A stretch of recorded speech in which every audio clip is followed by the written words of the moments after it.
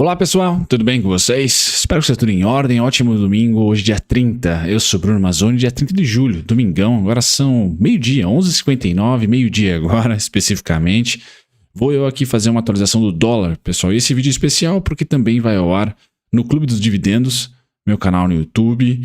Se você não conhece, já deixo o convite aqui para você se inscrever, porque eu vou falar do dólar muito para operadores, traders, pessoal lá do TC, pessoal do EA Invest, mas também na ótica de quem quer comprar moeda ou não, ou qual o cenário para o câmbio, você que investe na Klabin, na JBS ou em alguma outra exportadora como Vale, Petrobras, por que não ter uma noção um pouquinho do dólar, né? E quais serão as principais pautas desse vídeo, pessoal, todas elas guiadas por gráfico, mas com um comentário meu na voz aqui, do cenário macro, que talvez faça sentido para você e ajude a construir o seu próprio, que me escuta aí. Então, se você gosta de dólar, está interessado em ações exportadoras ou algo relacionado ao nosso câmbio, fique comigo até o final, vai ser o papo do vídeo de hoje. Quais serão as pautas, pessoal? As pautas serão, primeiro, né, vou convidar todos a se inscreverem no meu canal novo aqui de análise técnica, que terá semanalmente vídeos sobre dólar e vídeos também sobre índice Bovespa, mais para a parte operacional da coisa,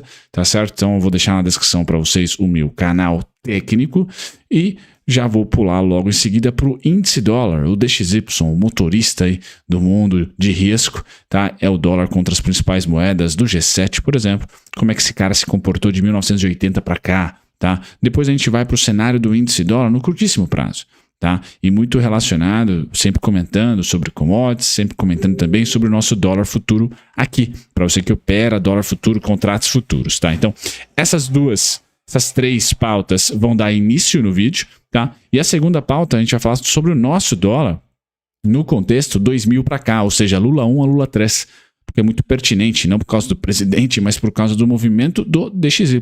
Então eu vou contar toda uma história do DXY para vocês, um pouquinho de commodities no vocal aqui, não no gráfico, e aí a gente vai para o nosso dólar, né? Qual que é o movimento do nosso dólar e como que ele se comportou em relação ao DXY, com sentido faz.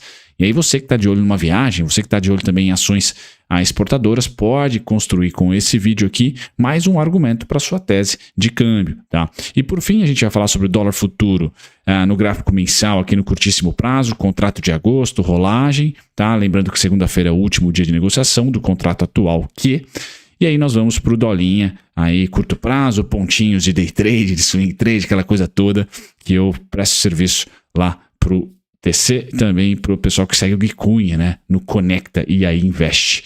Beleza, pessoal? Essas serão as pautas do vídeo, eu passo pelo disclaimer aqui para vocês e do disclaimer a gente já vai direto, tá, para os conteúdos. Considere se inscrever no canal Clube dos Dividendos, esse aqui que eu estou postando esse vídeo, mas também no canal aí Bruno Mazzoni, CNPI técnico. Aqui eu vou tentar deixar para a eternidade, né, os meus conhecimentos de análise técnica e como eu não consigo só falar de gráfico, né, eu também dou meu pitaco sobre economia, macro, até geopolítica recentemente, mas principalmente macro, né? Nesse vídeo aqui não vai ser diferente. Então, se você gosta desses vídeos aí mais técnicos, né? Mas que tem pitacos também macro, esse vai ser o canal que eu vou dar aqui nuances, vídeos mais curtos, tá?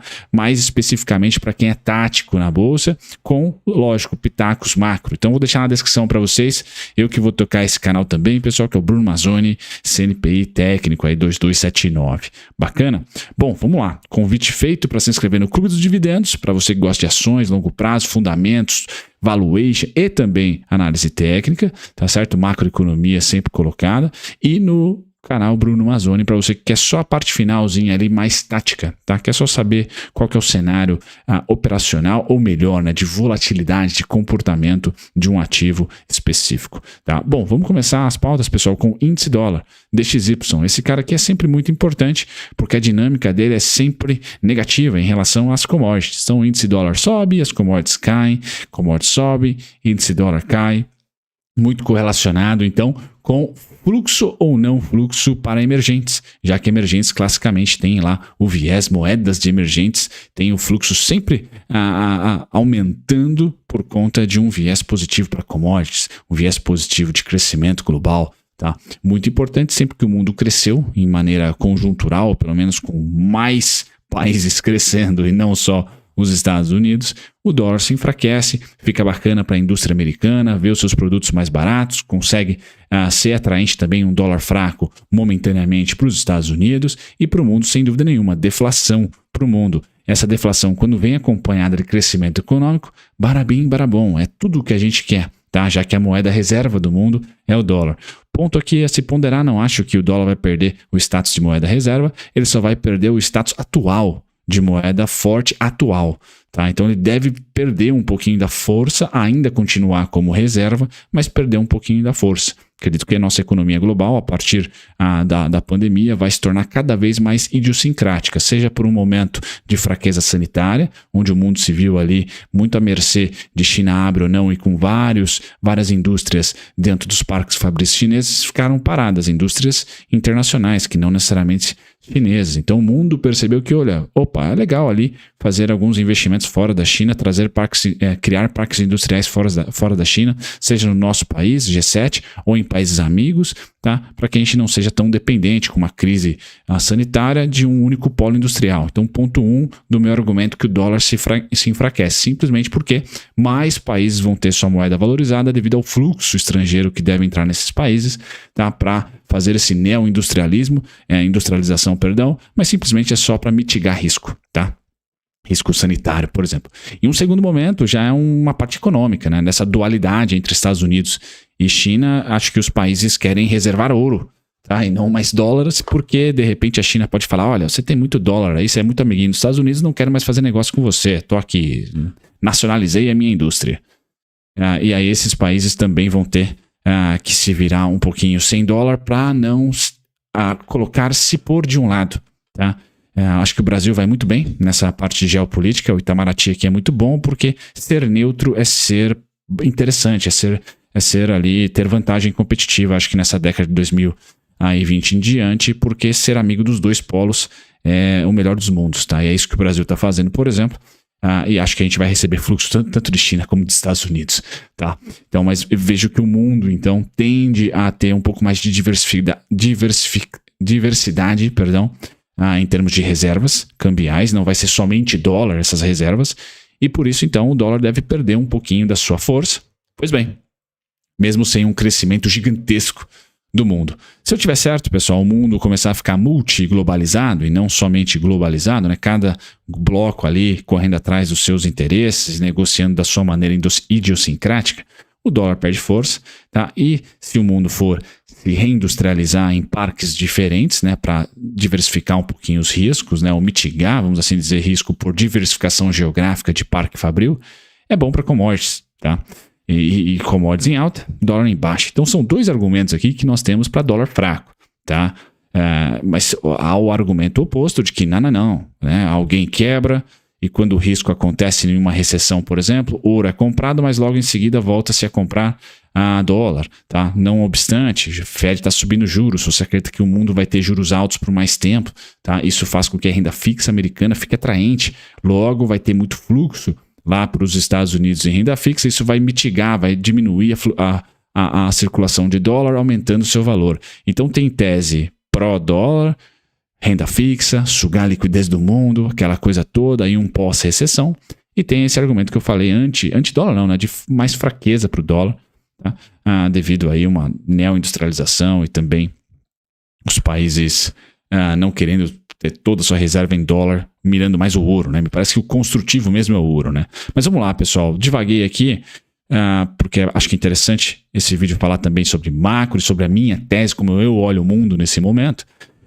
DXY teve uma super queda, tá? Pós-Volcker ali, ou durante Volcker, né? De 1985 a 1995. Gravem aqui, tá? O período do mundo, sem dúvida nenhuma, né? 1980 a 1995, que foi o pós-crise do petróleo, de 1970. Tá? Uma super hiperinflação, tá? E o pós ou durante essa hiperinflação, o dólar se viu em uma queda muito forte, de 1983, 85 até 1993, 95. Então, gravem o momento pós-superinflação, momento econômico, monetário, etc. E gravem também o número de anos, né? Ou seja, uma década de queda do dólar. Depois nós tivemos um crescimento abissal da China e uma supervalorização das commodities, muito por causa da China, 2002, 2003, 2004, a 2011, 12, 13, bom, queda do dólar, de novo, commodities em alta, muito protagonizada por China, um único país, então, crescendo 2 dígitos e sugando, né, demandando muita commodity. Bacana, 10 anos de novo, pessoal, de queda do dólar. Pois bem, estamos aqui. Depois de uma primeira queda, 1985 a 95, nós subimos praticamente de 95, tá? Até, vamos colocar ali, 2003, tá? 8 anos, aproximadamente, quase uma década também. Recentemente, nós subimos ali de 2011, 12, tá? Até 2022, tá? De novo, 8 a 10 anos de alta. Então, vejam que o dolinha DXY, ele tem ciclos de década, tá? Pois bem, pessoal, nós terminamos então, e aqui é uma provocação que eu vou fazer para vocês. Eu tentei fazer aquele cenário macro no começo do vídeo, chato pra caramba pra quem não gosta, só para tentar fazer você, de repente, se inspirar nos comentários, por exemplo, e comentar, Brunão, tô no cenário 1, dólar fraco. Brunão, tô no cenário 2, dólar fraco. Tô no cenário 1, dólar fraco, tô no cenário 2, dólar forte, mas nós estamos aqui no fim de uma década. Tá? Década não de 2010 a 2020, não, década de mínima do DXY para máxima. Máxima para o DXY para mínima. Muito importante. Eu sei que é um gráfico, pessoal, e é por isso que antes de falar do gráfico, eu comentei um pouquinho sobre momentos. Volcker, superinflação, crise do petróleo, depois China, crescimento das commodities, crescimento muito forte, demanda. Tá? Nesse momento, nesse quadrante atual, no tempo, né, as informações do gráfico é tempo, preço, volatilidade e volume, intensidade ali, no tempo, que é a parte horizontal do gráfico, nós estamos em um momento muito, mas muito vendedor para o dólar. Tá certo? Depois de uma década, 8 anos, uma década, assim como foi ali 2002, 2003, 2004, assim também como foi agudamente ali em 83, 84, 85. Isso eu queria colocar para vocês. As teses eu vejo 2, os argumentos eu muito superficial, que coloquei os meus no cenário 1, que eu tenho um pouquinho mais de conhecimento, mas no cenário 2, quem acredita em dólar forte, pessoal, e tiver mais argumentos do que os 2 que eu coloquei aqui, manda bala nos comentários. Tá? Mas esse estudo eu acho importante colocar para vocês, porque traz um cenário para o nosso câmbio aqui, e um cenário não para agosto, mas um cenário, pessoal, nós estamos começando uma década. Que década é essa? De queda do dólar. Se você acredita em um cenário como é o meu, o cenário 1, por exemplo. Foi assim de 85 para cá.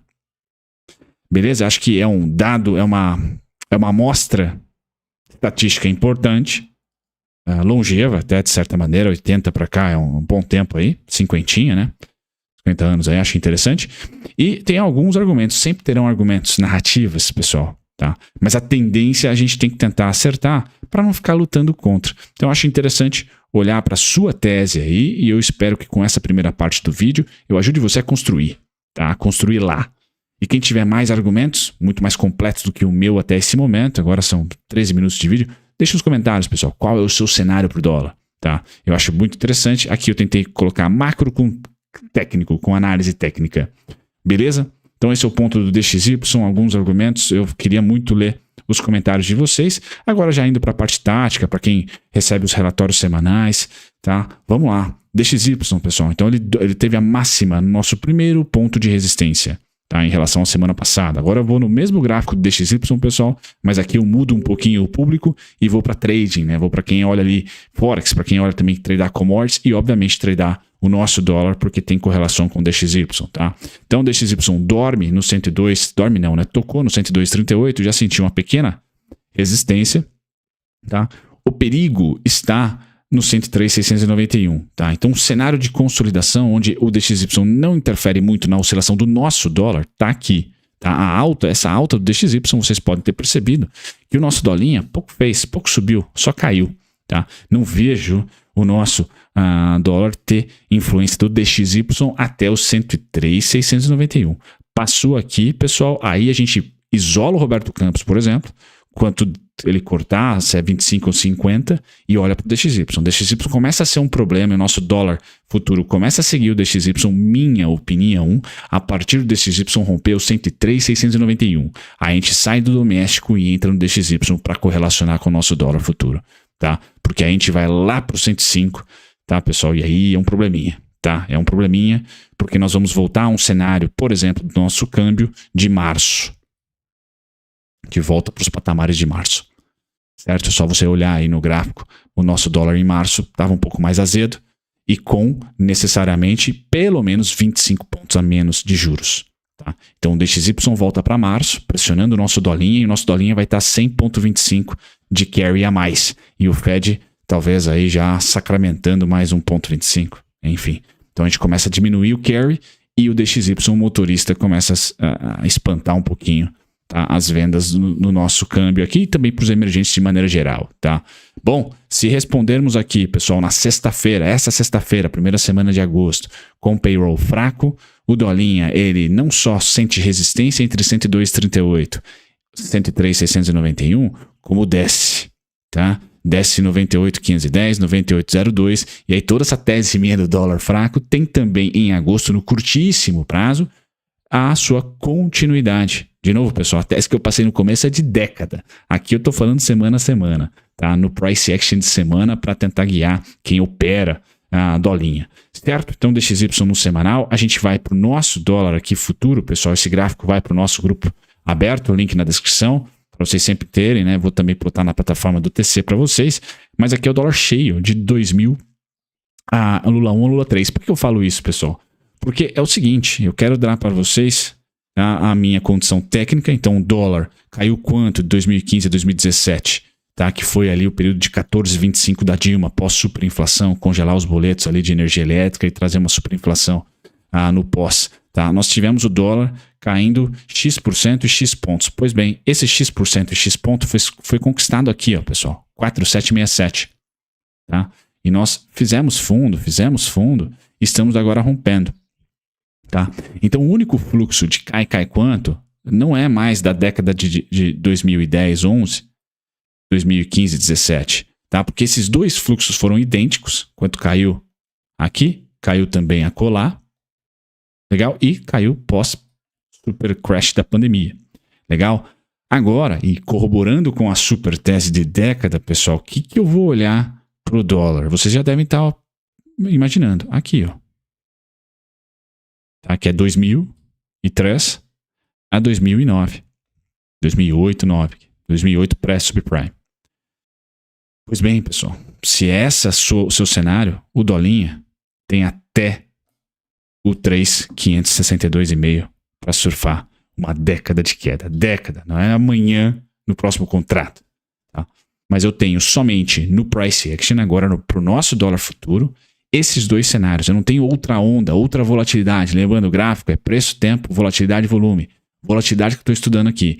Essa volatilidade de década, tá? Que pode ter os argumentos que eu falei no comecinho do vídeo para cair o dólar, por exemplo, e o real se valorizar, tá? A gente vai parar somente lá no 3,562, 3,570, a região aqui.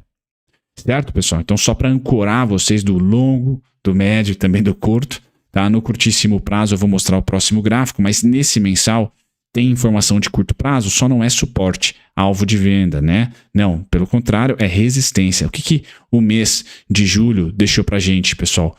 50,13 no contrato cheio, 5,125,5, 5,238,5. O que é aqui, pessoal? É futurologia? Óbvio, é gráfico? Pode ser, mas é o candle de maio. Tá? O candle pré-PEC kamikaze, pré-PEC eleitoral, tá? E o candle ali que mais serviu de suporte do durante e pós-eleição. Então a região vermelha aqui já é, no curtíssimo prazo, um baita de um bloco de venda. Tá? Isso no cheio, no mini eu já chego lá. Tá? E intermediário, tá? Com payroll fraco, pessoal, com payroll vindo muito aquém do esperado, com dados econômicos americanos vindo fracos nesse segundo semestre, em algum momento fraquejar a economia americana, o dólar corre, né, para os 4,378,5, 4,261, 4,138, dólar cheio. O dólar mini eu já passo para vocês no próximo slide. Exatamente. Tá? Então o bloco que Júlio deixou tá aqui, ó. 50 24,5, 50 124,5, 50 143,5, tá? É um bloco do candle aqui pré-PEX e pré-eleição. Beleza, pessoal? É este candle aqui que mais me importa como resistência. E durante o 2020 e 2021 foi este candle que mais me importou como suporte, tá? Então agora, uma inversão de polaridade no curtíssimo prazo para o mês de agosto. Temos uma primeira parada em 4.691,5, depois 4.378,5. Então, por mais, pessoal, que o Roberto Campos comece a cortar juros e o dólar intrinsecamente teria que ganhar força por isso, tá? Nós podemos ter o DXY, e é por isso que eu falei sobre o DXY, perdendo muita força por um ciclo de década, coisa que de 85 para cá aconteceu. Certo? E aí os pontinhos, pessoal, para terminar aqui com todos que acompanham os relatórios, eu fico com esse pontinhos aqui, abrindo estável, 4746, 4752 são resistências, 4756, enfim, dei um pause no vídeo aí. E não deixe de comentar qual a tese de vocês para o dólar. Eu finalizo o vídeo dessa maneira, né? Qual que é a tese de vocês? Acho que eu estou bem curioso para ler os comentários. Um grande abraço, pessoal. Desculpem o vídeo um pouco longo, mas dólar, de certa maneira, é bem interessante de ser estudado, porque envolve muitas variáveis que vão além, mas muito além de gráfico, né? Acho que a gente está falando aí de geopolítica, tendência econômica global e crescimento também, certo? Um grande abraço. Tchau, tchau.